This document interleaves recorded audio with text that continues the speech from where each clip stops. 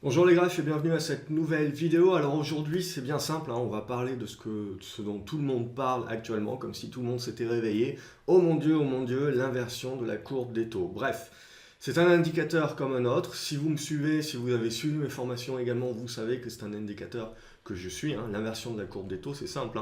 Vous en avez plusieurs, mais une en particulier, par exemple, que l'on suit, c'est justement les taux à 2 ans contre les taux à 10 ans. Et en règle générale, quand la courbe s'inverse ou s'aplatit, on va parler d'une aberration économique. C'est-à-dire tout simplement que les opérateurs ont peur et ont tellement peur on va dire du futur très très proche, sur l'avènement d'une récession, etc., par rapport à l'avenir. Et donc, clairement, on a une inversion sur la courbe des taux. Et cette inversion sur la courbe des taux, quelque part, c'est un indicateur, entre guillemets, prophétie autoréalisatrice, puisque, de par le passé, et on peut le voir ici sur ce chart, on voit, mis à part une fois en 1966, si ma mémoire est bonne, on a toujours eu une récession qui a suivi donc cette inversion de la courbe des taux.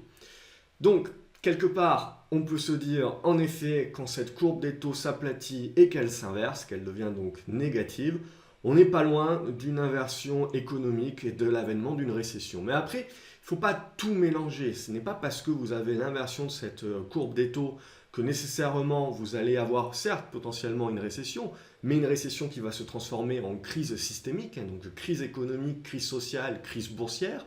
Et vous ne savez pas non plus quelle va être justement la profondeur de cette récession éventuelle, et puis sa longueur dans le temps, et donc ses conséquences également sur l'économie. Je veux dire, on a tous évidemment en tête la crise des subprimes, puisque c'est la dernière crise en date, mis à part évidemment si on est européen, et donc on peut parler de la crise européenne, etc. Mais c'est la dernière grosse crise en date, et donc on pense nécessairement, en gros, de par les biais psychologiques que nous avons tous, que la prochaine crise sera pire ou au moins équivalente. Il faut savoir derrière, quand on regarde le passé, que toutes les crises, toutes les récessions économiques ne se transforment pas nécessairement en crise systémique. Et donc vous avez des récessions qui peuvent durer l'espace de quelques mois avant une reprise économique. Et donc vous avez également, ça a été le cas notamment en 2001, des crises qui peuvent d'abord être des crises boursières suite à l'éclatement d'une bulle, notamment la bulle Internet, et ensuite vous avez une crise économique. Mais la crise économique qui a découlé et que l'on a eu en 2001 et 2002 n'a pas été vraiment énorme. C'est surtout, en fait, on se rappelle surtout du krach boursier de par, c'était l'éclatement de la bulle Internet. Donc il faut faire attention de ne pas tout mélanger. Il faut faire attention, voilà, en 2001, on pouvait parler plus d'une crise boursière et la crise économique, la récession économique était quand même limitée. En 2008, on a d'abord, avant tout, eu une crise économique qui s'est transformée en une crise systémique. Et donc derrière, on a eu la crise boursière. Et donc là, c'est là où il faut faire très attention. Et il faut, en effet, l'économie est toujours liée à la bourse, bien entendu, mais de temps en temps, vous avez justement quelque chose qui n'est pas totalement lié. C'est-à-dire ce n'est pas parce que vous avez réellement une crise boursière d'ampleur que nécessairement vous aurez une crise économique d'ampleur. Donc ça, il faut bien le voir. Et je veux dire, comparer 2001 et 2008, et comparer 2008 à aujourd'hui, vous le verrez. Je veux dire, la baisse actuelle que l'on a sur les marchés, la force, la volatilité, n'a rien à voir avec ce que nous avons connu en 2008. Pour autant, faut-il penser que c'est l'avènement d'une crise qui sera beaucoup plus majeure que celle de 2008? Je pense qu'il faut faire attention à faire ce genre de raccourci, parce que de par le passé, justement, on voit que ce genre de raccourci ne donne absolument rien et il faut s'en méfier. Aussi, de par le passé, quand on regarde cette inversion de la courbe des taux, en effet, elle a toujours été entre guillemets juste et elle a toujours annoncé l'avènement d'une récession. Mais comme je vous l'ai dit, elle n'annonce pas le timing exact et on voit qu'en gros, c'est entre 200 jours et plus de 500 jours et donc parfois même jusqu'à 2 années, c'est-à-dire vous avez l'inversion de la courbe des taux et il faut attendre quasiment 2 ans, dans certains cas, pour avoir réellement la récession qui se met en place. Et puis également, il faut savoir que pendant ce laps de temps-là, les marchés boursiers en moyenne ont continué de progresser de plus de 9%. Je parle là sur les statistiques américaines. Donc il faut faire attention lorsque vous voyez tout le monde actuellement est en train de paniquer. Et donc, qu'est-ce que font les médias et qu'est-ce que font tout le monde? C'est justement d'essayer de répondre à la demande. Comme tout le monde est en train de paniquer, comme l'espoir a été cassé, tout le monde est en train de se dire que ça va être pire et que maintenant on y est en plein et donc il n'y a plus d'espoir et ça va se cracher. Et d'ailleurs ce que l'on voit, c'est que peu importe maintenant les niveaux de support que l'on atteint, et tout le monde pense et tout le monde met en place des scénarios qui démontrent qu'on va descendre encore plus bas. Ça pour moi, ça démontre la perte d'espoir et ça démontre justement le chaos. Et je pars du principe, à titre personnel, que le pire n'est jamais certain. Et qu'en règle générale, quand tout le monde justement voit le chaos et quand tout le monde voit le pire arriver, c'est en règle générale que ça ne va pas arriver ou que tout du moins, on va avoir un laps de temps qui va permettre de temporiser. Donc c'est un avis contrariant, bien entendu. Donc là, moi, la question est quelque part, le point d'interrogation que je me dis, il faut faire très attention à l'inversion de la courbe des taux. Tous les médias sont en train d'en parler. Pourquoi? Parce que tout le monde actuellement veut entendre parler de la crise qui arrive, veut savoir dans quelle proportion ça va arriver et du coup, tout le monde est certain que ça arrive. Mais la question, voilà, c'est donc du coup, tout le monde veut lire des articles, tout le monde veut voir des vidéos qui vous parlent de la crise, je veux dire. Et c'est assez pervers, puisque bien évidemment, comme ce sont les articles qui marchent le mieux, comme ce sont les vidéos qui marchent le mieux, qui font le plus de vues, nécessairement, on va continuer à vous abreuver de ce genre d'histoire. On va continuer à vous abreuver de choses qui font peur, de vous dire que c'est la fin. Mais partez toujours du principe qu'on peut faire dire tout et n'importe quoi, et tout et son contraire à un indicateur. On peut toujours décider de voir le verre à moitié plein ou le verre à moitié vide. Donc là, la question c'est que comme tout le monde panique, comme tout le monde a peur, la majorité des gens veulent lire des articles qui leur font encore plus peur. Donc finalement, il y a une demande, et donc tous les journaux spécialisés ou non vont juste répondre à cette demande. Pourquoi? Parce que c'est la recherche du clic, parce que c'est la recherche justement d'attirer votre attention. Aujourd'hui, quelqu'un qui vous dit que tout va aller pour le mieux, on lui rigole au nez, on dit qu'il n'est pas crédible. Or, je pars toujours du principe que je pense que la vérité est toujours ailleurs.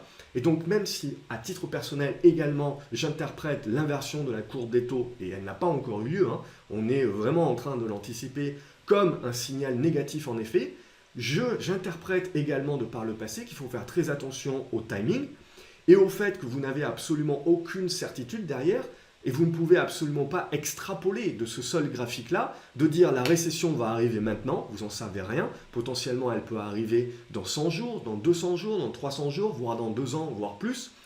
Deuxièmement, vous n'avez absolument aucune idée sur est-ce que la récession qui arrive sera une récession importante? Est-ce que ça sera réellement une crise, une récession qui découlera donc sur une crise économique, une crise sociale et donc une crise systémique? Il manque le catalyseur, on manque justement de ce vrai catalyseur et il manque également tout un tas de données. Bien évidemment, on a d'autres indicateurs qui peuvent nous pousser à être très prudents et clairement, il faut l'être, mais il faut faire attention toujours à ce timing. Il y a notamment énormément de faux signaux. Alors je peux vous parler de 2006 parce que j'étais en bourse et donc je l'ai vécu.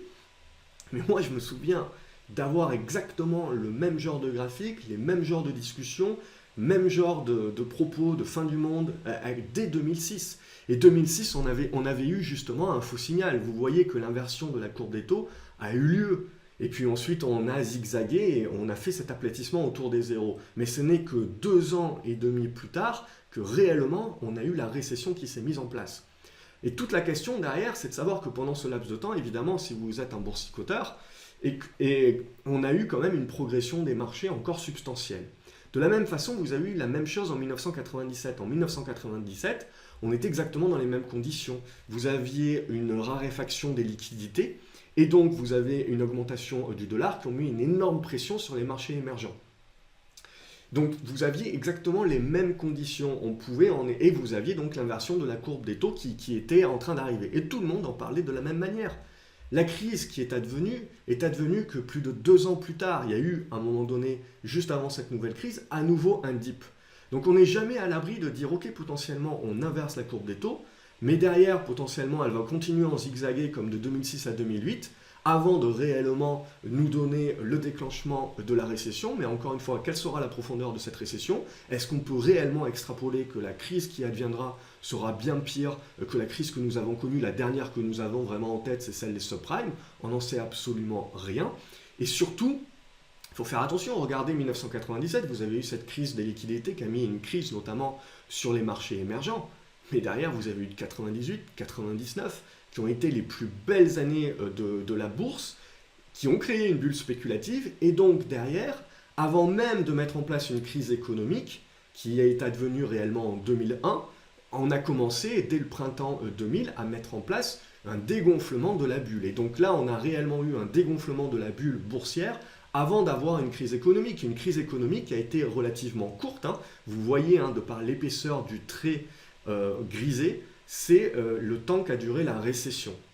Et derrière, bien sûr, ce qu'il faut réellement prendre en considération, c'est que vous pouvez tout à fait avoir une crise boursière et donc un dégagement de liquidités massif sur les bourses qui n'est pas proportionnel nécessairement à la récession qui est anticipée sur l'économie. Donc il faut faire très attention de comparer ce qui est comparable et de ne pas justement tirer des conclusions, je dirais, trop hâtives et tout de suite en fait utiliser le moindre indicateur pour rajouter un petit peu au scénario de fin du monde, au scénario noir, etc. Le pire n'est jamais certain. Et je pars du principe que voilà, il faut faire très attention. L'inversion de la courbe des taux, pour moi, est à prendre en considération, oui, mais il faut faire très attention de ne pas extrapoler comme ça, d'une manière tout à fait trop importante, des conclusions trop hâtives. Je veux dire, vous avez eu des crises également en 90, 91, et vous avez eu des crises également en 94. Mais ce que vous voyez, c'est que il faut faire attention à ne pas donner trop d'importance à un indicateur et surtout, à prendre toujours en considération que cet indicateur-là ne vous donnera jamais le timing exact et il ne vous donnera jamais finalement la proportion de la crise potentiellement qui arrive. On n'en sait rien. Donc il faut faire attention. Je tenais à faire cette vidéo et donc à écrire cet article.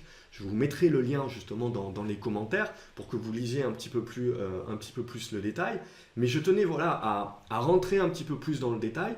C'est moi-même un indicateur que je suis énormément. Mais voilà, c'est pas parce que je le suis que je m'inquiète actuellement de l'inversion de la courbe des taux. Je m'en inquiète, mais également, il y a un garde-fou chez moi qui me dit, attention, il y a eu 2006 avant, il y a eu 1997, voilà, il y a eu des périodes où justement cette inversion de la courbe des taux n'a absolument pas anticipé, tout du moins à court terme, la prochaine récession économique. Donc oui, il faut être prudent, mais j'ai tendance à dire que là, ce qui me gêne énormément, c'est que tout le monde le voit. Et donc, pour moi, l'inversion de la courbe des taux sera réellement une problématique et sera réellement à prendre au sérieux quand personne n'en parlera. Et pour moi, c'est ce que l'on a également en 1997, c'est-à-dire qu'on a eu l'inversion de la courbe des taux, tout le monde en a parlé en 97, j'ai retrouvé des articles, et derrière, quand il y a eu à nouveau l'inversion de la courbe des taux en l'an 2000, plus personne n'en parlait. Pourquoi? Parce que tout le monde était concentré sur la bulle qu'il y avait sur les marchés financiers, et donc tout le monde se contrefichait de l'inversement de la courbe des taux. De la même manière, en 2006, tout le monde en a parlé, et puis finalement ça a zigzagué, tout le monde a oublié parce que les marchés ont continué à progresser en 2006 jusqu'en 2007, et que derrière, la baisse qui s'est effectuée en 2007, finalement le krach boursier que l'on a eu à la suite des subprimes, il a été lent à se mettre en place, et on a eu des zigzags justement qui ont fait que l'espoir a perduré quand même pendant un long moment. Et derrière, du coup, plus personne n'a commencé à en parler de cette courbe des taux. Donc là, est-ce que ça sera la même chose? Je n'en sais rien. Quelle va être la ressemblance, ou est-ce que ça sera totalement différent? Telle est la question. Et en tout cas, voilà pourquoi je ne pense pas qu'on peut tirer de conclusions trop hâtives de l'inversion de la courbe des taux, si ce n'est que oui, c'est un indicateur supplémentaire qu'il faut être prudent et que justement les opérateurs indiquent justement de par l'inversion de la courbe des taux. N'oubliez jamais que ce sont des faits de marché et que ce sont donc des opérateurs qui créent cela.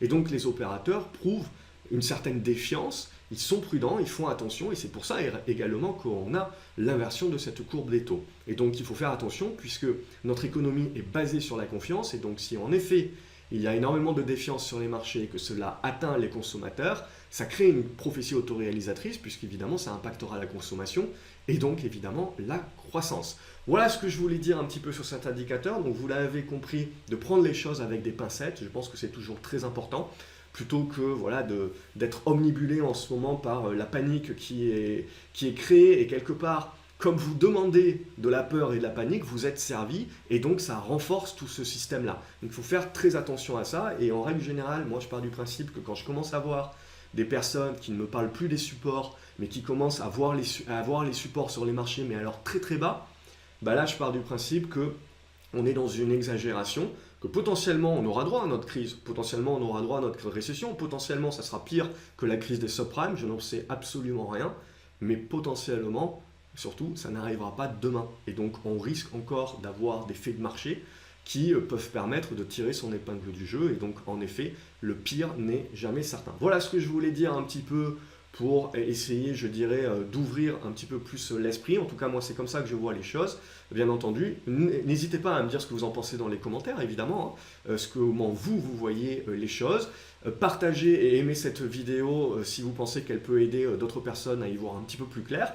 Et puis, n'oubliez pas de vous abonner à la chaîne, comme ça, vous ne loupez aucune autre vidéo que je peux publier dans ce même genre, exactement. Voilà, je vous souhaite une excellente journée. Merci beaucoup d'avoir regardé cette vidéo. Bonne journée les graphes. À la prochaine.